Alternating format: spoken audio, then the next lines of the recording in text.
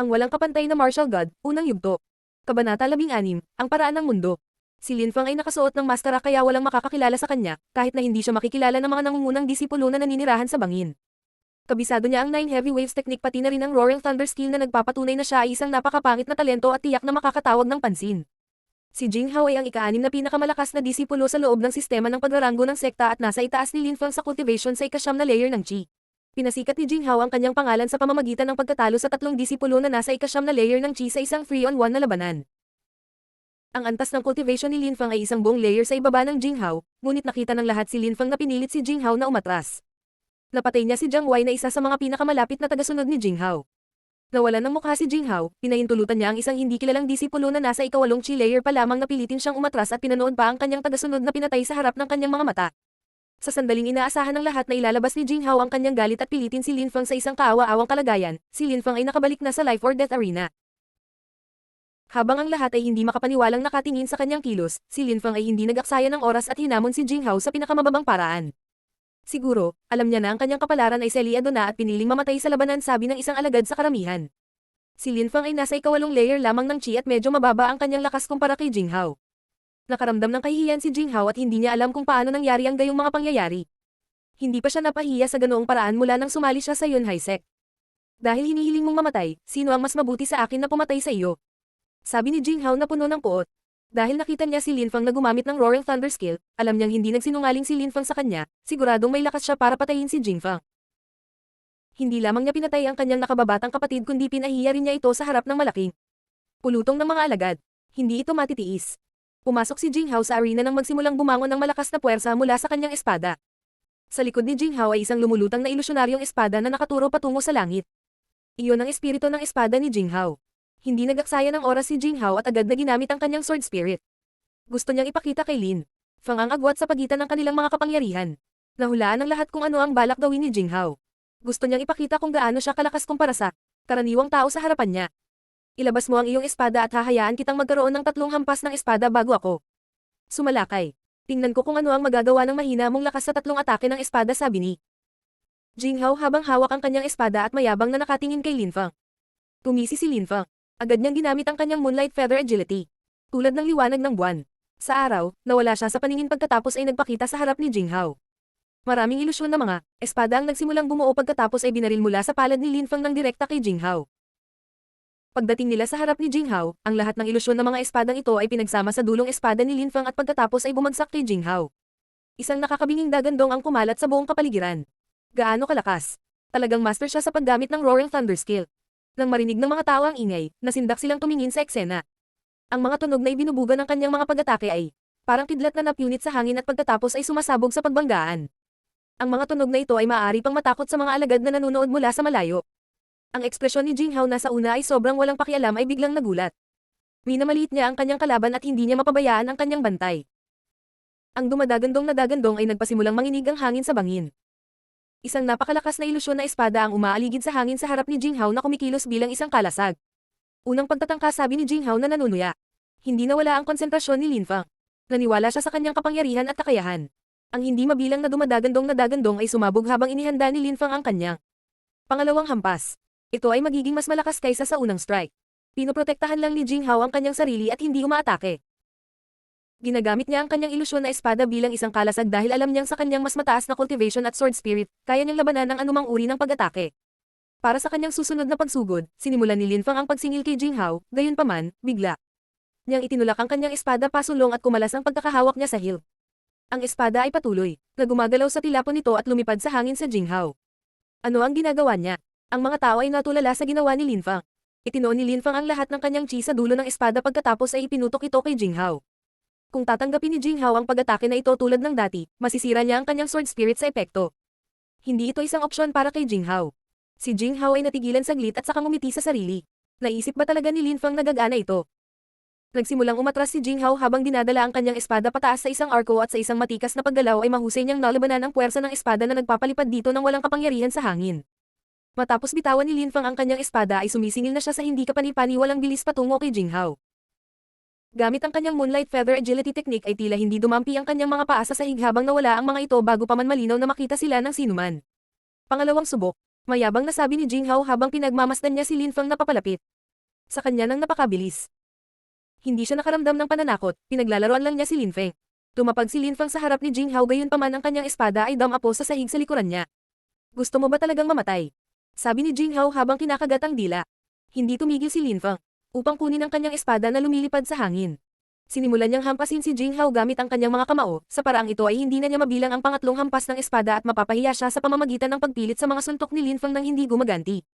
Ang gusto lang niya ay ipakita kay Linfang ang pagkakaiba ng kanilang kapangyarihan, ngunit muli siyang mapipilitang mawalan ng mukha dahil kay Linfang. Pagkatapos ay narinig ni Jinghao si Linfang na nagsabi ng isang bagay na ikinabigla niya sa kaibuturan. Tama na, tapos na akong maglaro ngayon.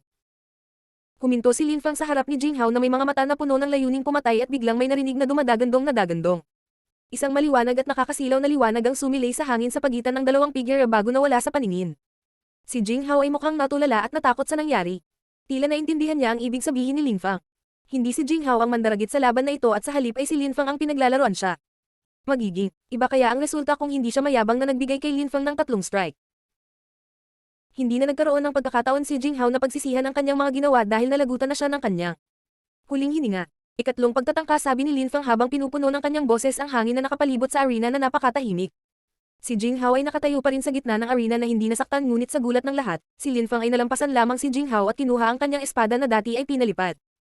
Tahimik ang buong arena, narinig ito ng lahat. Habang umaalingaw-ngaw ang mga salita ni Linfang sa buong kanya ng tanging ibang tunog ay ang pagbagsak ng katawan ni Jinghao sa sahig na may dugong tumutulo mula sa isang hindi nakikitang sugat sa kanyang leeg. Lahat ay nanonood sa eksena na natulala at hindi makapaniwala ang kanilang mga mata. Natalo si Jinghao. Paano umatake si Linfang? Kasanayan sa paglabas ng espada. Sa karamihan ng tao mayroong maraming mga elite na disipulo. Nakita nila ang liwanag ng espada na dumaan sa pagitan nina Linfang at Jinghao. Dahil sa sobrang bilis ng espada, parang meteor na kumikislap sa langit bago nawala. Biglang nagsimulang mag-usap ang lahat tungkol sa labanan na kanilang napanood. Hindi sila makapaniwala sa kanilang nasaksihan. Ang ika-6 na ranggo na disipulo ay natalo ni Linfang at ang kinahinatnan ng labanan ay ang kanyang kamatayan. Sino siya? Ang lahat ay nagtataka kung sinong alagad ang naging napakayabang na direktang pumatay ng 2 tao ng magkasunod. Paano niya nalampasan si Jinghao na ika-9 na layer ng Qi at isa sa pinakamahuhusay na disipulo ng sekta? Ipinakita ni Linfang na siya ang tunay na henyo at walang nag-alinlangan sa kanyang kakayahan pagkatapos ng pagpapakitang ito. Ang balita na may nakatalo kay Jinghao ay mabilis nakakalat sa loob ng Yunhai sect. Sa sandaling iyon, sa tuktok ng bangin ay pinag-uusapan ng maraming tao ang huling hampas ng espada ni Linfang. Hindi gaanong malayo sa bangin sa loob ng mataong pavilion. Isang nakaka-relax na matandang lalaki ang nakatitig sa malayo at nakangiti habang bumubulong. Natuto na ang binatang iyon kung paano sanayin ang kasanayan sa sword unsheathing. Talagang mayroon siyang hindi kapanipaniwalang talento. Ang matandang lalaki ay ang nakilala ni Linfang sa Xingchen Pavilion, na nagpaalala kay Linfang ng isang napakalakas na kathang-isip na monghe mula sa kanyang nakaraang buhay. Hindi akalain ng matandang iyon na makikita niya sa life or death arena ang espada na iniregalo niya sa isang kawili-wiling batang disipulo. Iyon ay kung paano niya nakilala si Linfang. Ang Stormy Gorge ay isang lugar kung saan maraming mga disipulo ng Yunhai sect ang piniling pumunta at magsanay ng kontrol sa kanilang cultivation at martial technique sa loob ng totoong labanan. Ang mga nangungunang disipulo ng sekta, kabilang ang maraming elite na disipulo, ay ang mga disipulo na naninirahan sa Stormy Gorge. Makikita mo na ang sekta ng Yunhai ay isang namumukod-tangang sekta mula sa pagtingin lamang sa napakaraming mga disipulo nito sa bangin na nanonood ng laban sa gilid. Maliban sa matandang lalaki, sina Jingyun at Hanman, iisa lang ang disipulo sa karamihan na nakakaalam ng pagkakakilanlan ng nakapatay lang kay Jinghao. Ang lalaking iyon ay tinawag na Gohai, ang batang disipulo na ginamit ang pagkamatay ni Jinfang bilang dahilan para ay blackmail si Jingyun. Ang resulta ay siya ay binugbog pabalik ni Linfang. Pagkatapos ay hinanap niya si Jinghao at naalala ang suot ni Linfang at ng 2 iba pa para makilala niya ang grupo. Sinusubaybayan niya ang mga ito habang pababa sila sa bangin. Lahat ito ay bahagi ng kanyang plano dahil gagamitin niya si Jinghao para patayin sina Linfang at Hanman pagkatapos ay kunin si Jingyun bilang kanyang gantimpala. Napanood ni Gohai ang pagpatay ni Linfang kay Jinghao na hindi inaasahan. Sa sobrang takot niya ay lihim niyang sinubukang tumakas, alam niyang siya na ang susunod. Gusto mo nang umalis? Pero hindi ba masyadong maaga para umalis ngayong naging matagumpay ka na sa iyong bitag? Sabi ni Linfang kay Gohai sa malamig na tono. Si Linfang ay nagbigay ng maingat na atensyon at nakita na niya na si Gohai ay nagtatago sa likod ni Jinghao at bumubulong sa kanyang tenga. Huminto si Gohai at nanginginig ang kanyang gulugod nang maramdaman niya ang malamig na tingin ni Linfang na tumatagos sa kanyang likod. Nang marinig ni Gohai si Linfang, lumingon siya. Nakangiti si Gohai ngunit isang ngiti ito para itago ang kanyang takot na pangit tingnan. Nagkakamali ka siguro kapatid, wala akong kinalaman sa mga nangyari dito. Sinabi ni Gohai sa isang magalang na tono, na nagkunwaring hindi niya alam na si Linfang iyon. O kaya gusto mong magsinungaling at sabihin na hindi mo ako kilala. Nakangiting sabi ni Linfang. Baka sa kanyang mukha ang malinaw na hangarin sa pagpatay na hindi niya ginawang itago. Mangyaring tandaan na tayo ay nasa Stormy Gorge at hindi sa Life or Death Arena. Hindi ka maaaring kumilos ng padalos-dalos, sabi ni Go Hai sa nanginginig at mahinang boses, na nakakaramdam ng papalapit na Lin Feng na may layuning pumatay. Alam ko. Sabi ni Lin Feng na parang walang pakialam. Boom. Biglang bumagsak ang malalakas na alon sa Go Hai at idiniin siya sa lupa. Si Go Hai ay walang pagkakataon, hindi man lang siya nagtangka ng anumang pagtutol. Matapos patayin ni Lin Feng si Jing Hao, magkakaroon ba siya ng lakas na labanan ang napakalakas na kalaban? Hinawakan ni Lin Feng si Go Hai gamit ang isang kamay lamang at direktang itinapon sa Life or Death Arena. Pagkatapos ay dinampot ni Lin Feng ang kanyang espada at nilapitan si Go Hai na hirap na tumayo matapos lumapag ng napakabigat sa mabatong arena. Ngayon ay nasa Life or Death Arena ka, kaya walang problema. Tumingin ang karamihan kay Lin Feng, hindi sila nakainik sa gulat. Gaano kaya katapangan ang isang tao? Hindi ito ang aking desisyon, hindi ako nagpasya na pumasok dito sa aking sarili. Ikaw ay lumalabag sa mga tuntunin ng sekta sa pamamagitan ng paggawa nito. Paano ka ng ahas at lantarang lumalabag sa mga tuntunin ng sekta? Hindi inaasahan ni Go Hai na itatapon siya ni Lin Feng sa arena. Nagsimula siyang manginig mula ulo hanggang paa sa takot. Isang liwanag ang biglang kumislap sa pagitan ni Lin Feng at Go Hai, na nagpalipad sa kanyang ulo sa hangin. Talaga bang may ganyang rules ang sekta? Tapos hindi ko na lang sila papansinin. Sabi ni Lin Feng na may bahid ng galit habang sa wakas ay isinabot niya ang kanyang espada. Kung talagang may mga panuntunan ng sekta, maglakas loob ba si Liu Fei na ilabas ang kanyang pana at subukang patayin siya ng walang talakayan? Kung talagang may mga alituntunin ng sekta, talagang bantaan ba siya ng mga elite na disipulo ng kamatayan? Nang hindi nagagalit, ang mga tuntuning ito ay malinaw na hindi naaangkop sa lahat ng mga disipulo. Kung ikaw ay sapat na malakas, kung ikaw ay may sapat na kakayahan, kung ikaw ay may mataas na katayuan sa loob ng sekta, mayroong isang panuntunan. Ang panuntunan ay walang mga patakaran. Para bang pinanggasan niya ang mga matatanda ng sekta na subukan at parusahan siya sa pagpatay sa ibang mga alagad. Hindi nasisiyahan si Lin Feng sa pagpatay ng mga tao. Sa nakaraang buhay ni Lin Feng, kung pumatay ka ng mga tao, hahatulan ka ng kamatayan. Gayunpaman, sa mundong ito maraming tao ang nagtangkang patayin siya kahit na walang sama ng loob sa pagitan nila. Pinayagan nito si Lin Feng na maunawaan na sa mundong ito, ang malalakas lamang ang mabubuhay. Ito ay isang malupit na mundo, sa makatuwid, kung nais ng mga tao na patayin siya, kung gayon ay walang awa niyang papatayin sila. Ang sinumang magtangkang kitilin ang kanyang buhay ay mawawalan ng kanilang sarili kahit na ang kanilang mga koneksyon sa pamilya, katayuan o kasarian. Lahat ay puputulan ng kanyang espada. Bumalik si Lin Feng kay Hanman na nakaupo sa gilid ng arena na nakangiti. Sinabi niya kay Lin Feng, "Hindi ako, nag-alinlangan na papatayin mo sila.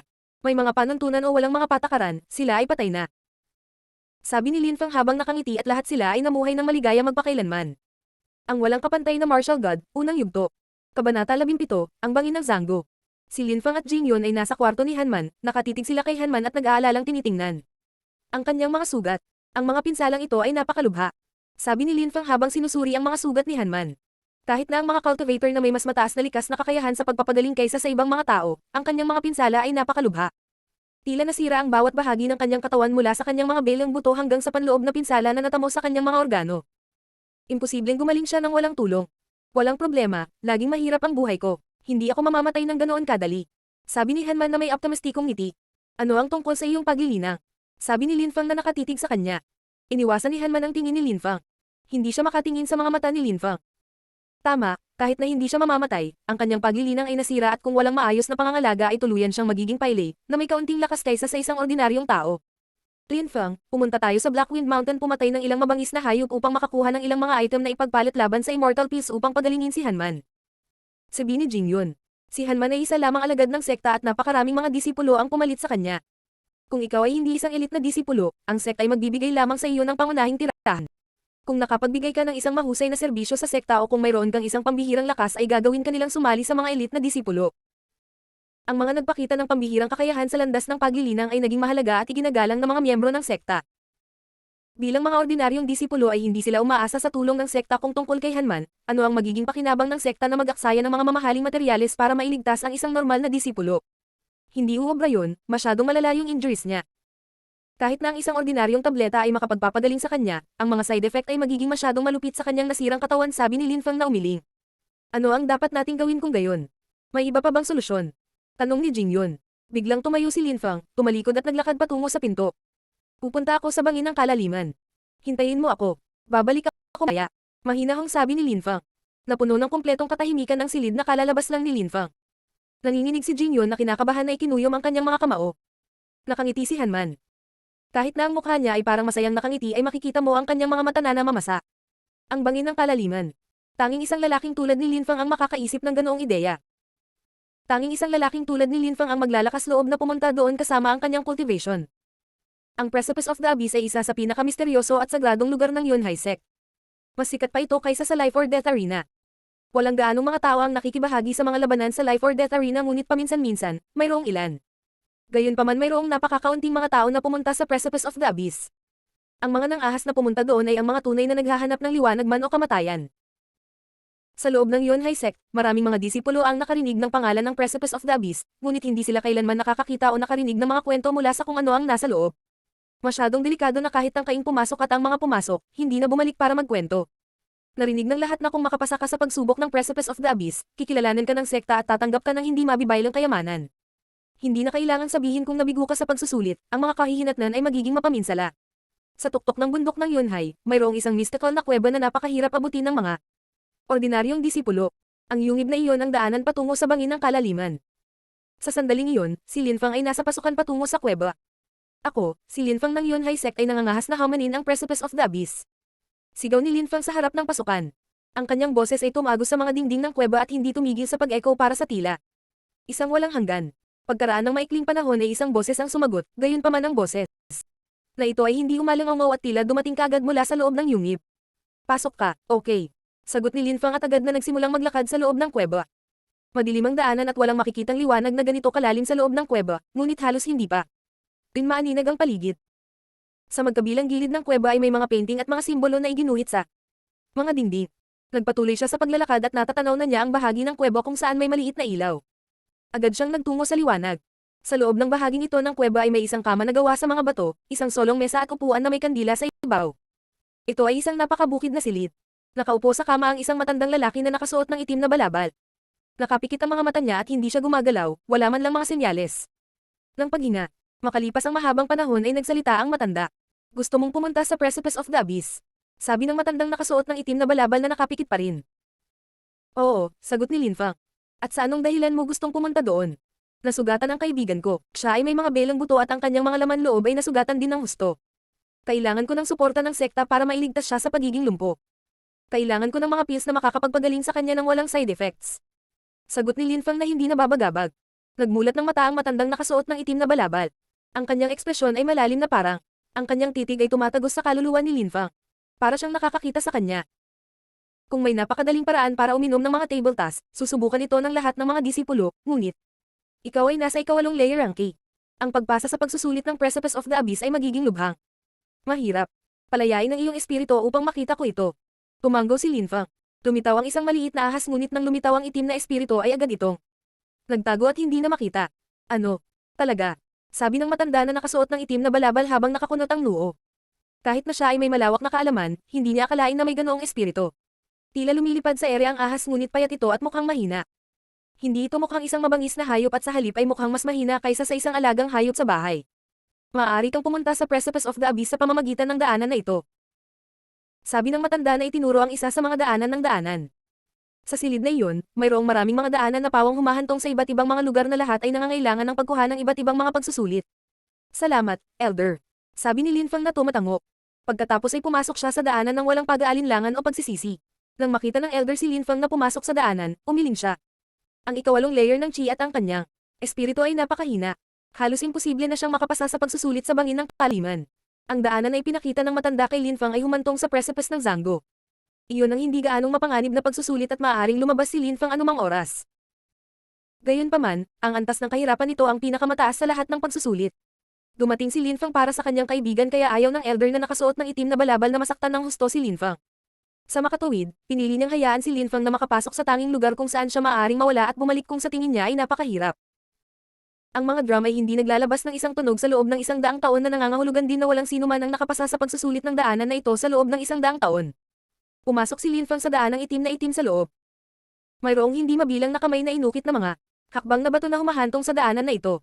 May mahigit 1,000 hakbang paakyat sa taas at sa dulo ay natatanaw niya ang isang simple ngunit malaki at square room. Dumating si Lin Fang sa silid at nakakita ng malaking batong pintuan na siyang tanging pasukan sa silid. Habang papalapit si Lin Fang, ang malalaking batong pintong ito ay nagsimulang magbukas ng kanilang mga sarili at pinapasok si Lin Fang. Anong misteryosong lugar? Bulong ni Lin Fang. Biglang bumukas ang daanan at pinayagan siyang makapasok. Isang dalisay at sariwang hangin ang tumama sa mga butas ng ilong ni Linfang. Ang silid na ito ay nababalot ng mga ulap at ambon at nagkaroon ng bahagyang lamig sa hangin. Ang silid mismo ay nagbigay ng isang mapanganib ngunit misteryosong aura. Sa silid ay may 8 malalaking drum. Ang mga tambol na ito ay parang mga tambol ng digmaan mula sa kanyang nakaraang mundo na tututugtog sa panahon ng pag-atake ng militar. Sila ay mukhang magkapareho sa mga tambol ng digmaan ng kanyang mundo. Boom! Ang malalaking pintong gawa sa bato ay sumara sa likuran niya. Tumingon si Linfang at nakita ang mga salitang nakasulat sa malalaking titik. Kung isa lang ang tumutunog, hindi ba't nagtagumpay ako? Naunawaan ni Linfang ang kahulugan sa likod ng malalaking titik na ito na nakaukit sa likod ng mga pintong bato. Tumipat siya sa gitna ng lugar at tumingin sa paligid. Hindi niya alam kung bakit napakahiwaga ng mga tambol na ito. Kailangan lang niyang magpatunog ng isang tambol para makapasa sa pagsusulit. Tumakbo si Linfang patungo sa isang drum habang pinapalapot ang chi sa kanyang kamao at random na sinuntok ang drum. Danang ang drum ay gumawa ng muffled sound. Ang mga invisible sound wave ay pinakawalan mula sa clock drum na nagpa-atras kay Linfang sa pagkabigla. Kumunat ang noo ni Linfang. Muli siyang sumugod at nag-concentrate ng 5,000 G ng kapangyarihan sa kanyang kamao sa kadirektang sinuntok ang drum. Danang isang malakas na vibration ang kumalat sa buong atmosphere. Ang mga vibrations ay nagsimulang pagsamahin sa isang malakas na alon. Kapag ang lahat ng mga alon ay pinagsama sa isang nag-iisang natitirang alon ay direktang inilunsad pabalik sa Linfang. Bumang malakas na alon ay bumagsak kay Linfang na nagpatalsik sa kanya sa hangin at nagpalipad sa kanya pabalik. Ubo nahulog si Linfang sa lupa at umubo ng 2 beses. Natigilan siya nang makitang may lumabas na dugo sa kanyang bibig. 9 heavy waves ba iyon? Ang mga mata ni Linfang ay blanko na nakatingin sa drum. Siya ay inaatake lamang ng 9 heavy waves technique at ang 9 heavy waves na kapangyarihan ay higit na mas malaki kaysa sa kanyang sariling pangunawa. Ang mga tambol na ito ay nakapagbalik ng mga pag-atake at nadouble ang lakas ng mga pag-atake na kanilang ibinalik. Paano nakakaintriga? Paano ibinalik ng mga tambol na ito ang aking mga pag-atake? Si Linfang ay nakaupo at malalim na nag-iisip sa kasalukuyang sitwasyon. Sa una at sa pangalawang pagkakataon, nakagawa lang siya ng muffled sound na parang duong. Ang mga drum ay hindi naglalabas ng anumang bagay na malapit sa isang tunay na tunog ng drum sa alinman sa kanyang mga welga. Ang masama pa nito, mas malakas ang kanyang mga pag-atake, mas malakas ang mga ito sa kanya. Ito ay talagang isang misteryo na tila imposibleng malutas. May ginagawa akong mali. Dahil isa itong sinaunang sekta na pagsusulit, dapat mayroong paraan upang makapasa sa pagsusulit. Kaya lang hindi ko pa naiisip ang solusyon. Bukod dito, alam ng nakatatanda sa itim na balabal na ako ay isang 8 chi-layer cultivator at na ang aking espiritu ay mahina. Siya siguro ang pumili ng pinakamadaling pagsusulit para sa akin. Kung hindi ako makapasa sa pinakamadaling pagsusulit, paano ako makakakuha ng suporta mula sa sekta upang matulungan si Hanman? Nag-iisip ng malalim si Linfang pagkatapos ay bigla siyang tumayo. Sa sandaling iyon ay lubos niyang naunawaan kung ano ang kanyang ginagawang mali pati na rin ang mga intensyon ng matanda. Hindi ito ang pinakamadaling pagsusulit, ito talaga ang pinakamahirap. Ang matandang lalaki sa kuweba ay talagang umaasa na si Linfang ay babalik na gumagapang pabalik sa harap ng mga paghihirap. Ito ay isang pagsubok sa kung gaano siya kitigas ng ulo sa kanyang landas sa pagiging isang immortal. Itim na espiritu, lumabas ka isip ni Linfang. Inilabas ni Linfang ang kanyang itim na espiritu. Kagad, ang kanyang paningin ay maaaring tumagos sa mga lihim ng mundo. Kapag ginamit niya ang kanyang itim na espiritu, ang lahat ng kanyang kakayahan ay naging mas malakas, kabilang ang kanyang kapangyarihan. Nang pangunawa, ang kanyang mahabang espada ay naglabas ng isang metal na tunog. Isang malakas na dagandong ang kumalat sa buong kapaligiran at binomba sa isang drum. Sa boom isang sipol at isang dumadagandong na kulog ang pumuno sa kapaligiran ng yungib. Ang pag-atake ay tumama sa drum ngunit pagkatapos ay ang kapangyarihan ay nabaligtad at nadobot. Nanginginig ang espada at sinubukan niyang pigilan ang counter-attack. Napunit ang damit ni Linfang. May dugong umaagos mula sa mga sugat sa katawan ni Linfang. Ito mismo ang hinulaan ni Linfang. Ang kapangyarihan ng mga counter-attacks ay eksaktong doble ng lakas ng kanyang mga naunang pag-atake. Kahit na sinusubukan niyang protektahan ang kanyang sarili, hindi ito gumana. Kailangan ko lang pagbutihin ang aking mga kasanayan. Sabi ni Linfang nang hindi umaatras. Gumamit siya muli ng dumadagandong na kulog, ngunit sa pagkakataong ito ay inaatake niya ang isa pa sa 8 tambol ng buong lakas. Ang walang kapantay na martial god, unang yugto. Kabanata 18, umuusbong na kapangyarihan. Sa ibabaw ng bangin ng Zango, isang malakas na hangin ang sumisipol. Ang sword chi ay makikitang bumaril sa bawat direksyon. Isang nakakabaliw na malakas na hangin ang makikita sa gilid ng bangin, ito ay isang malakas na ipoipo ng sword chi. Ang sword chi ay naging mas makapal at mas marahas habang ikaw ay lumalapit sa 8 drum. Ang walang tigil na mga ingay na sipol pati na ang mga dumadagandong na kulog ay pumupuno sa kapaligiran at nagdulot ng isang marahas na hangin sa paligid. Nakalimutan ni Linfang kung ilang beses niyang ginamit ang kanyang dumadagandong na kasanayan sa pagkulog upang hampasin ang mga tambol. Ang chi na pinakawalan mula sa espada ay naging isang transparent na layer sa paligid ng katawan ni Linfang sa pagtatangkang protektahan siya mula sa anumang pag-atake. Ang malalakas na pag-atake ng espada ay nagpatuloy sa pagbomba sa mga tambol. Ang katawan ni Linfang ay natatakpan ng mga sugat mula ulo hanggang paa. May ilang mga sugat at mga gasgas habang ang iba ay napakalalim na makikita mo ang buto. Ang sino mang makakakita sa kanya ay iisipin na nakipaglaban lang siya sa pinakakakilakilabot na mga labanan. Ngunit tila nakalimutan na ni Linfang ang lahat. Siya ay nahuhulog sa walang katapusang chi ng kanyang espada at nagsimulang i-unlock ang mga misteryo nito, ipagtanggol ang sarili, umatake, ipagtanggol ang sarili, muling umatake. Kung may naroon na nakatingin kay Linfang, tiyak na sumigaw sila sa alarma para sa kanya na ihinto ang pinsala sa kanyang katawan. Sa tuwing nagsasagawa siya ng pag-atake sa isang tambol, ipinagtatanggol niya ang kanyang sarili laban sa ganting atake. Pagkatapos ay sasalakayin niya muli ang tambol gamit ang Roaring Thunder. Kahit na ang mga counter-attacks ay 2 beses na mas malakas kaysa sa kanyang sariling mga pag-atake, siya ay walang katapusang pag-atake sa kanila. Wala pang tunog. Ang realidad ang nagpatahimik sa kanya. Kahit na lubhang mapanganib para sa kanya.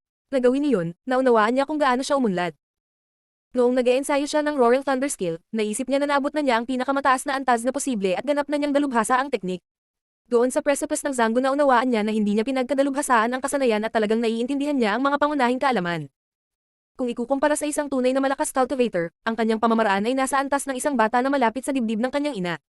Sa simula ay ginagamit lamang niya ang kalahati ng kanyang kapangyarihan sa pag-atake sa isang solong tambol. At sa paglipas ng panahon, inatake niya ang 2, pagkatapos ay 3, hanggang sa sinimulan niyang atakehin ang lahat ng 8 tambol. Inaatake niya ang lahat ng 8 drum habang tinatanggap ang kanilang mga counterattack, sa bawat pagkakataon na makakatanggap siya ng counterattack ng maraming beses na mas malakas kaysa sa kanyang orihinal na pag-atake. Kung hindi siya mag-iingat, ang mga counterattacks ay maaaring makasira ng isang paa o madudurog ang kanyang mga tadyang. Ang kanyang diskarte sa espada ay lumago sa isang mas malalim na pangunawa.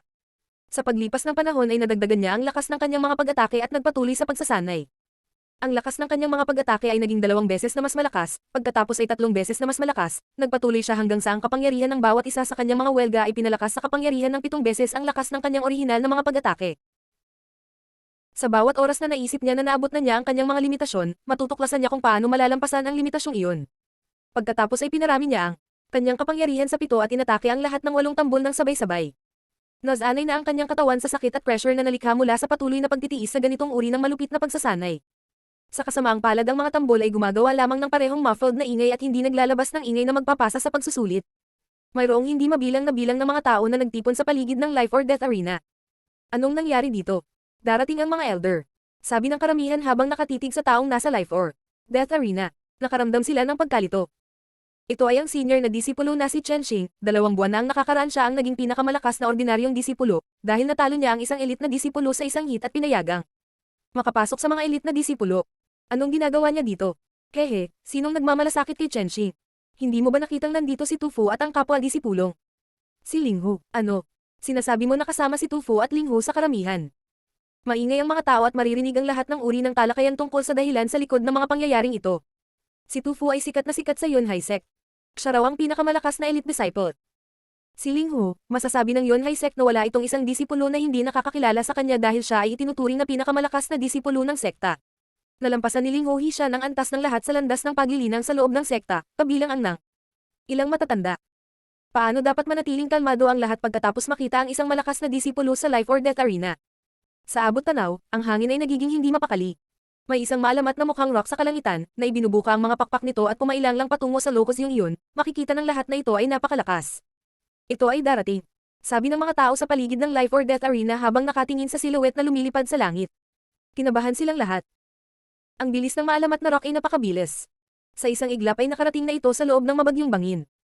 Muling nagkagulo ang grupo ng mga disipulo ng Yunhai sects. Sunod-sunod silang sumisigaw. Ay nako. May mga tao. 2 tao ang nakasakay sa maalamat na rock. Nakikita mo bang may magandang babae din sa taas? Damang-dama ng mga taong nanonood sa eksenang ito ang bilis ng tibok ng kanilang puso sa pananabik. May bitbit na mga tao ang legendary rock at may isang napakagandang babae. Nakakabaliw na eksena. Sobra na para sa mababang disipulong iyon, marami na silang nakitang nakakagulat na mga bagay ngayon. Humihingi ako ng paumanhin dahil pinaghintay kita. Lumapag ang ibon sa life or death arena. Hindi maisip ang bilis ng pag-agos at pagdating nito. Malinaw na nakita ito ng karamihan. Ang rock na, iyon ay isang espiritu.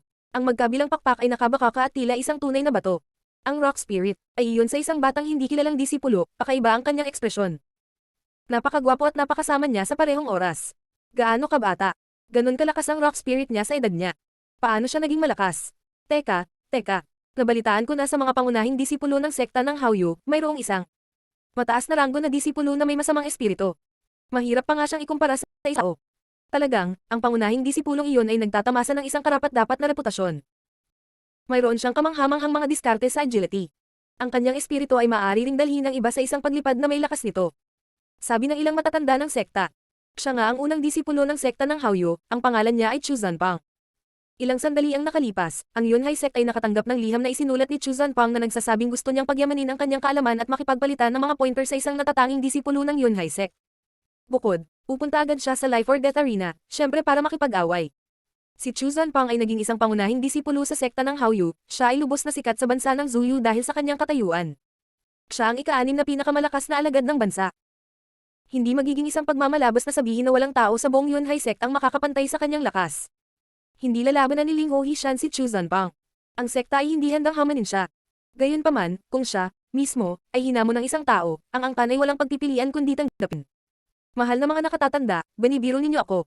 Ito ang aking babaeng junior apprentice na si Lin Chen. Hindi, panagtagal ay naabot na niya ang layer ng Ling Chi. Sa pagkakataong ito ay pupunta ako dahil narinig ng aking apprentice na si Lin Chen na ang mga disipulo ng Yunhai ay lahat ay malalakas at makapangyarihan, kaya't gusto niyang pumunta at palawakin ang kanyang kaalaman. Umaasa ako na matutulungan mo siyang makamit ang kaliwanagan sa pamamagitan ng pagpapahintulot sa isang tugma na may katulad na lakas. Marami siyang matututunan sa ganoong labanan.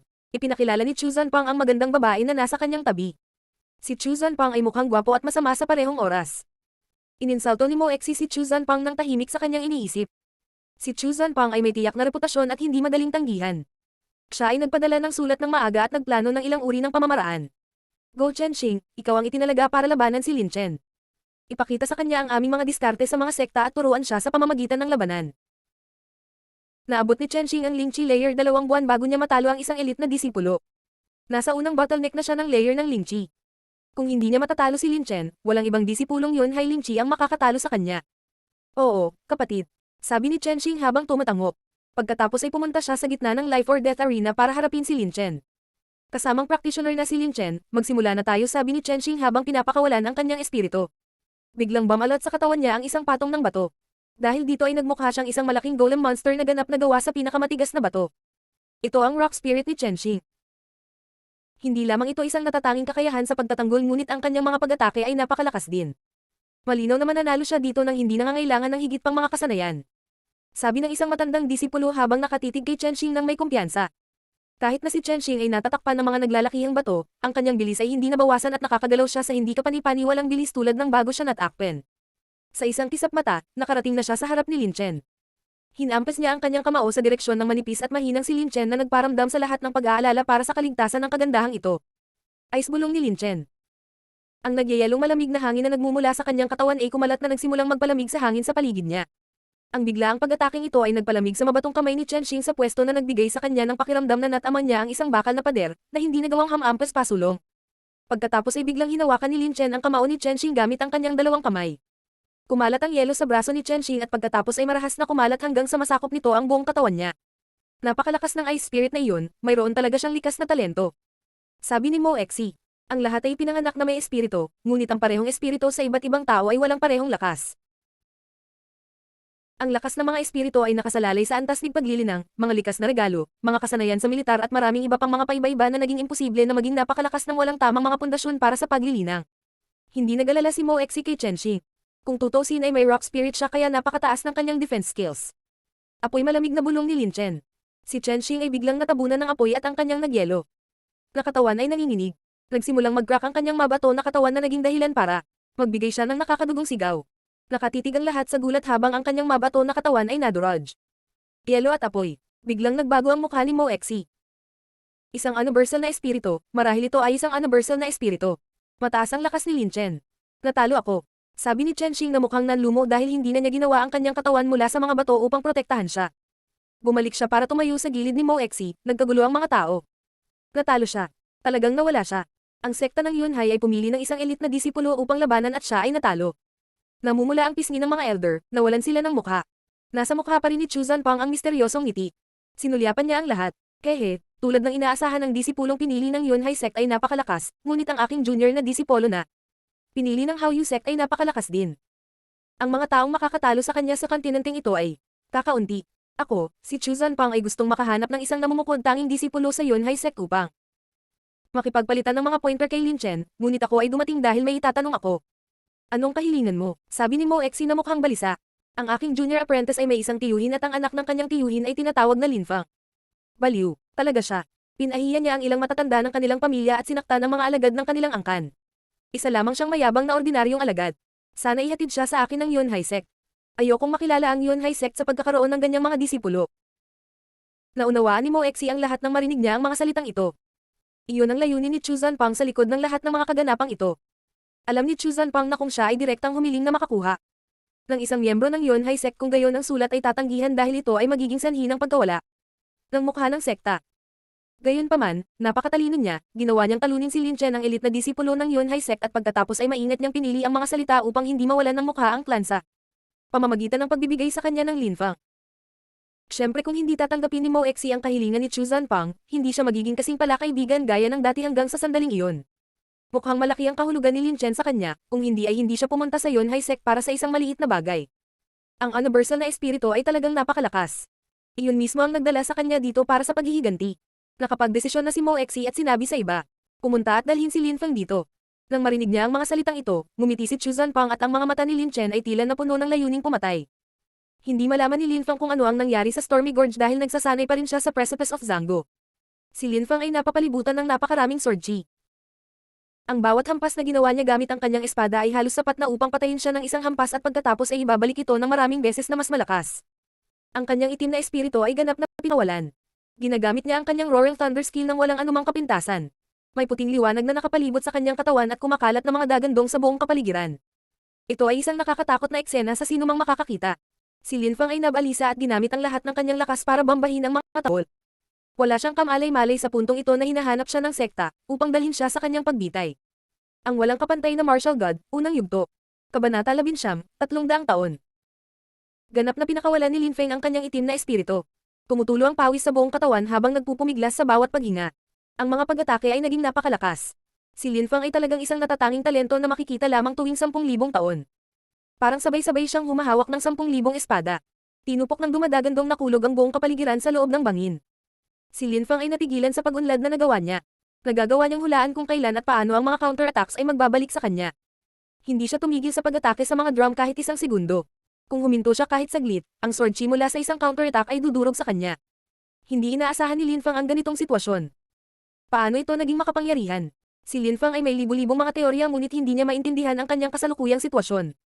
Hindi kailanman nagawang ilabas ni Linfang ang ganoong kalakas na enerhiya, kaya paano magiging mas malakas ang kanyang ibinalik na enerhiya? Kahit na ang isang cultivator na nakarating sa layer ng Ling Chi ay mahihirapang magpakawala ng napakalakas na pag-atake.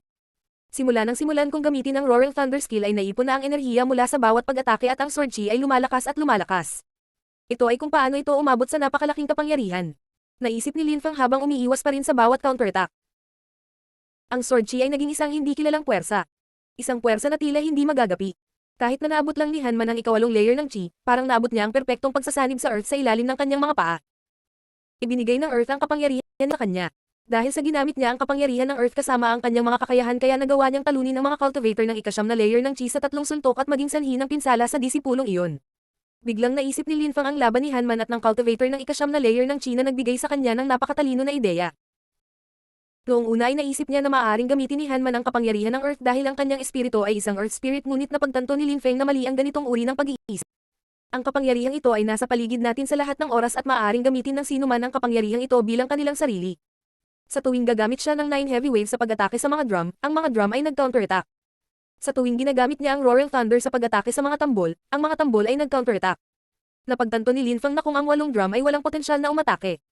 Kung ang 9 heavy waves ay tumalbog mula sa mga drum para bumalik kay Linfang, ito ay dahil sa lakas sa loob ng pag-atake. Kung ang Roaring Thunder ay tumalbog mula sa drums at bumalik kay Linfang, ito ay dahil sa kapangyarihan ng kanyang Roaring Thunder skill.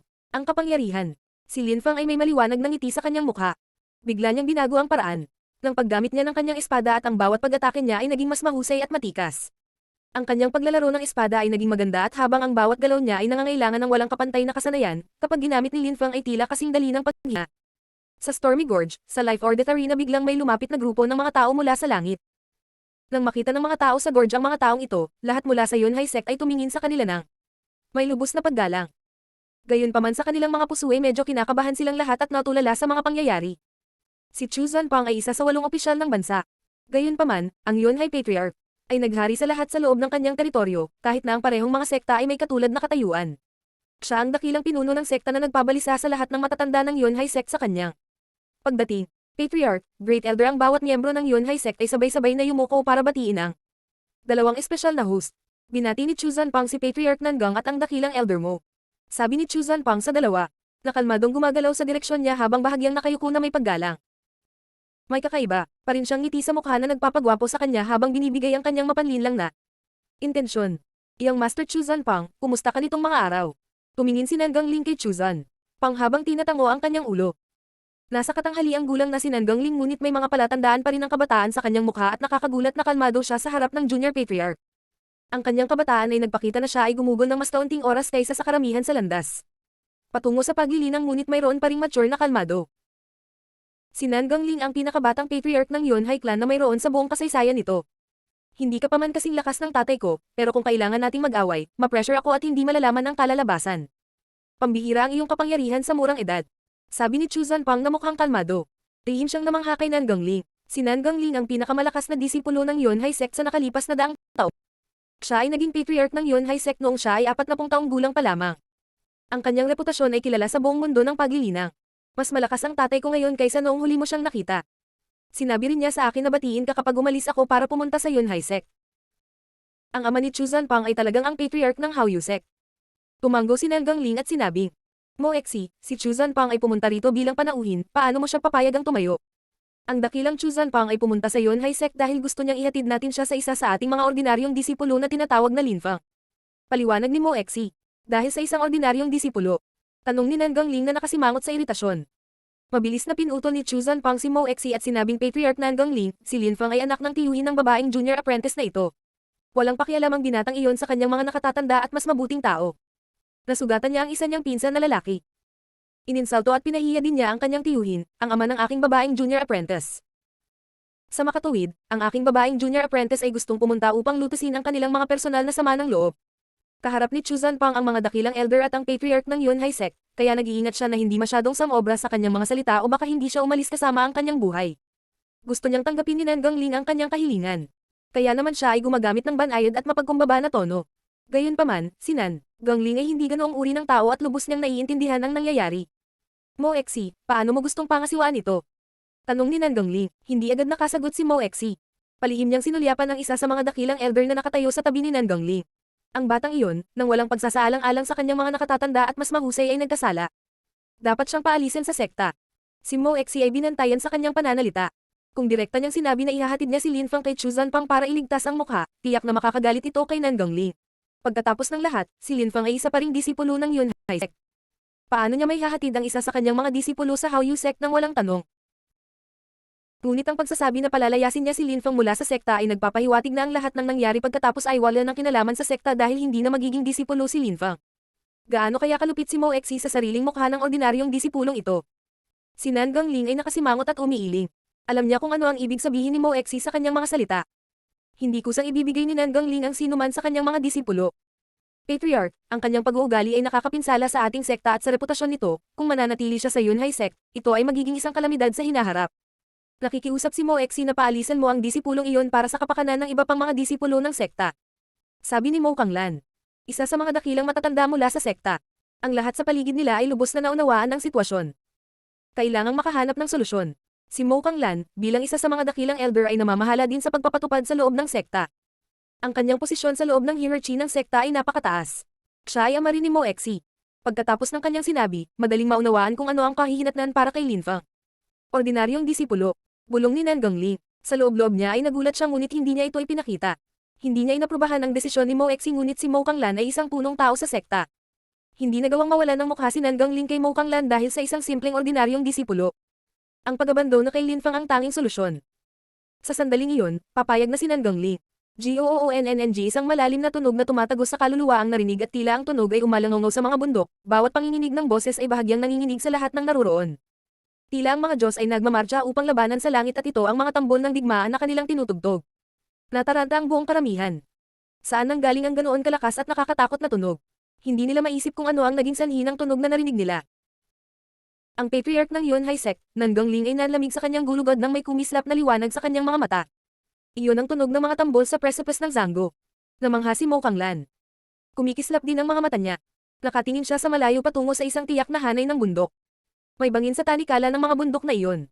Sa nakasabit na bangin na iyon, may isang maliit na silid na may 8 tambol. Ang mga tambol doon ay hindi naglalabas ng kahit isang tunog sa loob ng mahigit 100 taon. GOOONNG, isa pang tunog ng drum ang narinig na parang nagmamadaling bumaba mula sa kabila ng pinakamataas na langit. Iyan. Iyan ang pangalawang tambol. Imposible. Hindi makapaniwala si Nan Gangling sa kanyang narinig. Pagkatapos noon ay hindi maalis ang ngiti sa kanyang mukha. Tanging ang pinakamagaling at pinakamalakas na mga alagad, na tinutukoy bilang mga henyo, ang makapagpapalabas ang tunog ng mga tambol. Inaasahan nilang ipahayag na ang Yunhai sect ay may amumukod tanging disipulo, isang tunay na henyo sa mga henyo. Hindi maganda ang mood ni Nan Gangling dahil sa nangyari kay Chu Zanpang. Ang pagiging nasa ganoong sitwasyon dahil sa isang disipulo habang ang pagiging isang malaking sekta tulad ng Yunhai sect ay nakakahiya. Ngunit sa sandaling iyon, nakalimutan ni Nan Gangling ang mga pangyayaring ito at hindi napigilan ang kanyang pananabik. Mahigit 100 taon na ang nakalipas mula nang marinig ang tunog ng mga tambol. Ngayon ay 2 beses na niyang narinig ang hampas ng mga tambol. Hindi ko alam kung sino ang disipulong iyon. Hindi kapani-paniwalang nalampasan niya ang pagsubok sa bangin ng Zango. Sabi ni Nan Gangling, tinatanong niya ang sarili kung sino ang nakapasa sa pagsusulit. Tuluyan na niyang nakalimutan ang problemang iyon kay Chu Zanpang. GOOONNNGGG, ang ikatlong pumutok na tunog ng mga tambol ay kumalat sa buong kalangitan sa itaas ng Yunhai sect. Sa oras na iyon, halos lahat ng nasa Yunhai sect ay tumingin sa langit na may bahagyang takot na makikita sa kanilang mga mata, ngunit ang ilan sa mga mas malalakas na disipulo ay medyo masasabi kung saan nanggagaling ang tunog at wala nang iba pa. Alam ng pinakamalakas na disipulo ang tunog na kanilang naririnig. Matagal-tagal na rin simula noong sila ay sobrang kinikilig. Nakatitig din si Nan Gangling sa langit. Ang kasaysayan ng Khan ay nagmula noong 1000 taon. At 300 taon na ang nakalipas mula nang marinig ang 3 tunog ng tambol. Huminga ng malalim si Nan Gangling at pilit na pinipigilan ang kanyang pananabik. Napakabata pa ng patriarch ng sekta ngunit sa kanyang henerasyon ay ibabalik niya ang hindi masasabing kaluwalhatian sa sekta. Ang walang kapantay na martial god, unang yugto. Kabanata 20, ang hindi kilalang puwersa. Ang tunog ng mga drum mula sa precipice ng Zango ay nagbigay ng hindi pa nagagawang pagkabigla sa mga miyembro ng Yunhai sect. Sa bawat oras na inaakala nilang titigil na ang tunog ng mga tambol, isa pa ang maririnig. Nang marinig ang tunog ng ikapitong drum, tumahimik ang mga miyembro ng Yunhai sect. Tanging ang purong tunog na ginawa mula sa pagpalo ng mga tambol ang natitira sa kabuuang katahimikan na kumalat sa buong sekta. Ang buong Yunhai sect ay nasa kalituhan pa rin ngunit marami ang nakadama ng magandang kapalaran na dumating sa sekta. Parang ang mga panginginig sa hangin at tunog na nagmumula sa mga tambol na iyon ang tanging natitira sa universo. Para bang ang buong Yunhai sect at maging ang buong universo ay nabalot ng kapangyarihan ng mga tambol na iyon. Si Nan Gangling ay nakatayo habang ang kanyang mga kamay ay nakapulupot sa kanyang likuran. Nakatingin siya sa malayo patungo sa precipice of the abyss na may pagtataka sa mukha. Ang mga damit ni Nan Gangling ay umiindayog sa banayad na simoy ng hangin na umiihip sa lugar. Walang maririnig na tunog mula sa kanya. Lahat ng iba na nakatayo sa paligid niya, Mo Kanglan, Mo Exi, ang mga disipulo ng Yunhai sect, Lin Chen at maging si Chu Zanpang ay nakatingin sa malayo. Nadama nila na sa bundok na iyon ay may isang Diyos na tumatama sa kanyang tambol sa digmaan upang ipahayag na siya ay ipinanganak. Isang bagong Diyos ng digmaan ang bumaba. Sa loob ng kuweba sa kabundukan, tumayo ang matandang nakasuot ng itim na balabal at bahagyang nagulat na nakatingin sa nakasabit na bangin. Siya ay may solemna at magalang na ekspresyon ng mukha. Ang matandang lalaki na nakasuot ng itim na balabal ay nagpoprotekta sa precipice of the abyss, na isang sagradong lugar para sa Yunhai sect. Kahit kakaunti ang nakakaalam na siya ay umiiral, ang patriarch ng sekta Nan Gangling, kapag nakita niya ang elder na ito ay yuyuko siya bilang paggalang. Nakita ng matandang lalaki na si Lin Fang ay nasa ikawalong layer lamang ng chi at ang kanyang espiritu ay medyo mahina, kaya pinadaan niya ito sa daanan na patungo sa bangin na may pinakamahirap na pagsusulit na umaasang makakabalik si Lin Fang. Sa isang pirasong minsang humarap sa mga kahirapan ng pagsusulit. Hindi niya akalain na kung isasaalang-alang ang mga pangyayari, isang disipulo ng ikawalong chi layer lamang habang gumagamit ng mahinang snake spirit ang unang matagumpay na makapasa sa pagsusulit na iyon. Ang nagpahanga sa matanda ay ang tunog ng mga tambol ay tila nananatili sa hangin sa mahabang panahon at ang buong Yunhai sect ay natupok sa tunog na iyon. Narinig na ang ikapitong pumutok na tunog ng mga tambol. Sa 1000 taong kasaysayan ng Yunhan sect, hindi pa nangyari ang gayong himala. Walang sino man ang nakapagpatugtog ng mga tambol na maraming beses at higit pa rito ang mga tunog ay hindi kailanman ganito kalalim. Pumasok ang matanda sa daanan patungo sa precipice ng Zango. Naglalakad siya paakyat sa hagdanan na may parehong magalang at solemna na ekspresyon sa kanyang mukha gaya ng dati. Tila inaasahan niya ang ikawalong tunog ng mga tambol. Sa sandaling iyon, pinupuno pa rin ng sword chi ang kapaligiran na ganap na lumilikha ng hindi kilalang puwersa, ngunit ngayon ay hindi na ito organisado. Sinusundan nito ang kamay ni Lin Fang kung saan hawak niya ang kanyang mahabang espada. Si Lin Fang sa sandaling iyon ay mukhang hindi magagapi. Ang lakas ng espada, makikita kahit saan. Napaisip si Lin Fang habang nakangiti. Nakakaintriga ang mga tambol na ito. Kailangang may sapat na lakas sa bawat pag-atake para makabuo ang Mga tambol ng sapat na malakas na ganting atake na maaaring magamit upang makabuo ng tunog ng pagkatalo. Ito ang eksaktong ginagawa ni Lin Feng sa sandaling iyon. Gumagawa siya ng mas malalakas na pag-atake upang madagdagan ng puwersa ng espada sa atmosfera upang salakayin ang mga tambol upang makagawa sila ng mga tunog ng pambubugbog. 7 beses ko nang pinalo ang drums. Gawin natin silang matalo sa huling pagkakataon. Iyon ay magiging 8 beats para sa 8 drums. Ang huli ay kailangang maging perpekto at papasa ako sa pagsubok ng Precipice of Zango. Pagkatapos ay kailangan kong pasalamatan ang elder na iyon, sabi ni Lin Feng. Sa sandaling iyon naisip ni Lin Feng na ito talaga ang pinakamadaling pagsubok sa Heaven Mountain sa loob ng bangin ng kalaliman at talagang naging maluwag ang elder sa kanyang kahilingan. Hinawakan niya ang kanyang mahabang espada sa kanyang kamay at ang buong kapaligiran ay sumanib sa kanyang espada at sumisipsip ng hindi kapani-paniwalang dami enerhiya. Eto ang drums. Sigaw ni Lin Feng. Ang sword chi ay naging isang nagniningning na liwanag at ang mga drum ay pumutok sa huling pagkakataon. G-O-O-O-O-N-N-N-N-N-N-N-G-G-G ang huling drum ay naglabas ng tunog na kumalat sa buong kapaligiran ng Yunhai Sect hanggang sa punto na ang mga bundok ay nanginginig. Ilang sandali pa ang nanginginig na tunog. Ang itim na espiritu ni Lin Feng na nasa likod niya ay nawala sa paningin. Matagumpay siyang napaupo, nang walang lakas na ibinagsak niya ang katawan sa sahig. Ngayon ay makakahanap na ako ng ilang table task na magpapagaling kay Hanman. Kahit napagod na si Lin Feng, malaki ang ngiti sa kanyang mukha. Isang malakas na dagandong ang biglang narinig. Bumukas ang malalaking batong pinto ng bangin. May silhouette na makikita sa loob ng pintuan. Ang matandang nakasuot ng itim na balabal ang nagturo sa kanya sa pagsubok na ito. Nang makitang iyon ang matanda at naaalala ang pamilyar na itim na balabal, si Lin Feng habang nagpupumiglas ay muling bumangon. Pagkatapos ay sinabi niya sa matanda, "Elder, nakapasa ba ako sa pagsusulit? Makukuha ko ba ang mga pills na kailangan ko para sa kaibigan ko?" Tumingin ang matandang lalaki kay Lin Feng na may ngiti sa kanyang mukha habang mukhang natulala pa rin. Kaagad pagkatapos noon ay isang hindi kilalang ekspresyon ang lumitaw sa kanyang mukha. Hindi alam ni Lin Feng ang kanyang ginawa ngunit marahil ay nagalit siya sa kagalang-galang na elder na ito. Hindi siya dumating na may layuning makamit ang isang bagay na hindi pa nagagawa. Kagagaling lang niya para magpakuha ng gamot sa kaibigan niyang nasugatan at walang pakialam sa mga narating niya sa sekta. Ang katayuan at kapangyarihan ay walang ibig sabihin kung wala siyang mga kaibigan na makakasama sa kanila. Siyempre kaya mo, sabi ng matandang nakaitim na balabal habang nakangiti. Naglabas siya ng isang garapon na puno ng hindi kilalang profound pill at ibinato ito kay Lin Feng na nagsasabing, "May mga hilang pill sa loob. Ang isa ay sapat na upang ganap na pagalingin ang iyong kaibigan. Kung paano mo ginagamit ang iba ay isang bagay na maaari mong pagpasyahan sa iyong sarili. Ang mga tabletang ito ay mahalaga at maaaring kailanganin mo ito sa ibang pagkakataon." "Salamat, kagalang-galang na elder."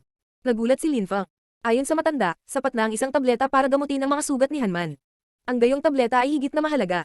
Binigyan siya ng matanda ng isang buong banga. Sa pag-unawa sa katayuan at lakas ng matanda, alam ni Lin Feng na hindi siya sinusubukang lokohin ng matanda ngunit nagtataka siya kung bakit siya aabot sa napakagandang pagsubok. Nakapasa ka sa pagsusulit kaya deserve mo ito. Gayunpaman, dapat mong tandaan ito, huwag ibahagi ang katotohanan na nakapasa ka sa pagsusulit ng Precipice of Zango sa mga random na tao. Ipinaliwanag ng matanda kay Lin Feng. Naabot pa lang ni Lin Feng ang ikawalong layer ng chi at nakagawa na siya ng 8 drum beats. Gaano man ginawa iyon ni Lin Feng, ang kanyang talento sa buong kasaysayan ng Yunhai Sect ay hindi kailanman nakita. Siya ay isang tunay na henyo. Inaasahan ng matanda na si Lin Feng ay hindi magtataas ng atensyon ng sinumang masasamang tao bago siya magkaroon ng pagkakataon na ganap na mamulaklak. Sa bansa ng Zuyu kasama ang Yunhai Sect, may ilang mga tao na lihim na ng huli at pumatay ng napakahusay at natatanging mga disipulo bago sila makakuha ng kapangyarihan. Ito ay hindi isang bihirang bagay para sa selos na ipinanganak ng mga may talento. Ngayon ang mga tunog ng mga tambol ay narinig sa buong teritoryo ng sect, malamang na siya ang magiging pinakamalaking target sa loob ng sect. Mas mabuti kung siya ay humiga at hindi magdulot ng anumang gulo, pagkatapos ng ilang taon ay magniningning siya, kung hindi, ang kanyang landas ay magiging isang tunay na madugong landas. Sige. Hindi malinaw na naintindihan ni Lin Feng kung bakit sinasabi iyon ng matandang nakaitim na balabal ngunit tumatango pa rin siya sa kanyang ulo.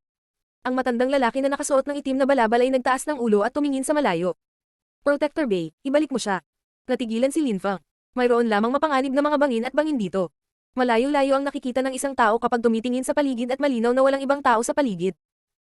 Halatang hindi nakikipag-usap si Hanjin ang matanda. "Okay, matandang kaibigan, bumalik tayo bata." Sabi ng boses na nagmumula sa gitna ng mga bundok sa di kalayuan. Inangat ni Lin Feng ang kanyang ulo at nakitang may nahulog mula sa langit. Ang matandang ito ay may pamilyar na mukha at may dalawang napakalaking pakpak, dalawang parang panaginip na puting nyebe na mga pakpak. Para silang mga pakpak ng crane. Ito ay isang crane spirit. Nakakakalipad ang mga malakas na cultivator at kaya pa nilang magdala ng mga tao sa himpapawid.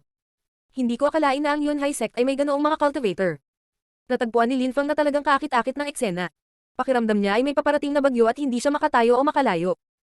Buhangin at maliliit na bato ang lumilipad sa hangin. Lumapag ang malakray na silhouette sa nakasabit na bangin. Nakatitig si Lin Feng.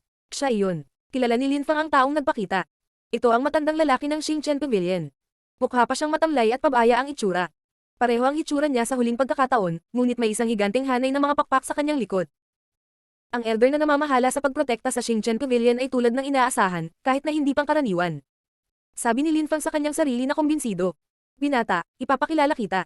Ang dati kong kaibigan ay isa sa mga tagapagtanggol ng Yunhai Sect. Maaari mo siyang tawaging protector kong. Isa rin ako sa mga tagapagtanggol ng Yunhai Sect at maaari mo akong tawaging Protector Bay. Tila naging maganda ang kalooban ng matanda. Ang mga tagapagtanggol ng sekta ay may pambihirang katayuan sa hierarchy, hanggang sa kahit na makita sila ng patriarch ng sekta, hindi siya mangangahas na maging walang pakundangan. Ang mga naging tagapagtanggol ay nagpakita ng matinding debosyon at katapatan sa sekta. Ang kanilang mga kakayahan ay higit pa kaysa sa iba pang mga alagad. Ang sect lamang ang kanilang inaalala. Iyon lang ang nasa isip nila. Paanong hindi matutuwa ang Protector Bay na nakapasa si Lin Fang sa pagsubok ng Precipice of Zango? Protector Bay, Protector kong. Nakangiti si Lin Fang sa dalawang matandang lalaki. Dalawang tagapagtanggol ng sekta. Marahil sila ay nasa pinakamalakas na cultivator ng sekta. Tahimik na tumango si Protector kong. Ilang sandali pa, bumalik siya sa kuweba. Naglaho na lamang ang kanyang katawan sa dilim ng daanan. Ang aking matandang kaibigan ay gumugugol ng kanyang oras sa kuwebang ito araw-araw. Karaniwan na, tagapagtanggol, sa ano siyang hindi nagsasalita ng ilang araw. Hindi naman siya masyadong nagsasalita kaya baliwala lang umiling-iling. Pagkatapos ay sinabi niya kay Lin Fang, aalis din kami. Saglit na lumitaw ang crane spirit, ang mga pakpak nito ay pumapalpak sa hangin na nagbibigay ng parang bagyo. Naramdaman na lamang ni Lin Fang ang paglipad ng kanyang katawan sa hangin na ginagabayan ng isang misteryosong kapangyarihan. Walang nasa ilalim ang kanyang mga paa, tanging ang malayong lupa. Naramdaman ni Lin Fang na nanaginip siya. Sa nakaraang mundo, imposibleng lumipad sa himpapawid tulad nito nang walang tulong ng teknolohiya. Gayunpaman sa kontinente ng Siyam na Ulap, ang matinding kapangyarihan at lakas ay nagbigay daan. Sa ilang mga cultivator na tingnan ang mundo mula sa itaas.